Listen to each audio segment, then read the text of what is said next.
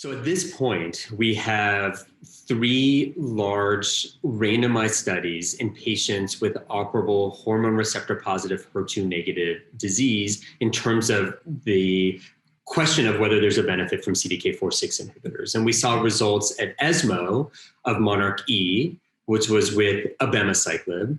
And then we saw results of PALLAS, which was with palbociclib. And both of those were a 2-year intervention of giving hormonal therapy plus or minus those CDK4/6 inhibitors. And at San Antonio, we saw some updated data from Monarch E, where we continue to see this improvement in invasive disease-free survival. And they also reported a subset of patients who had high Ki67, which was identified as being 20% or greater.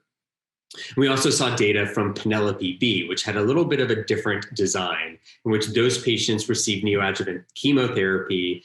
And if they fit the criteria in terms of not enough of a response, high enough risk, then they were randomized to 1 year of palbociclib. So that was hormonal therapy plus or minus a year of palbociclib. And that was a negative study. And what was interesting is that in Penelope-B, it looked like at the beginning that there was some improvement of invasive disease-free survival, but as there was kind of some continued follow-up, that improvement no longer persisted.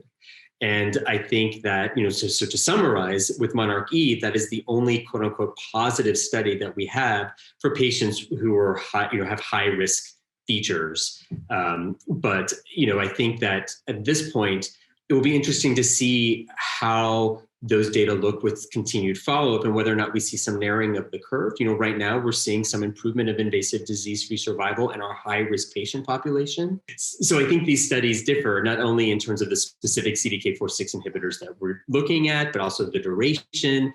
There may be differences also in terms of the populations, whether some of them, had a higher rate of asymptomatic metastatic disease, how long the follow-up has been. There also were some differences in terms of adherence, right? So for instance, in PALLAS, we saw that the rate of adherence was lower than what we saw with Penelope-B. So there are lots of different factors going on. But to summarize, the only quote unquote positive study that we have right now is with Monarch E with 2 years of abemaciclib.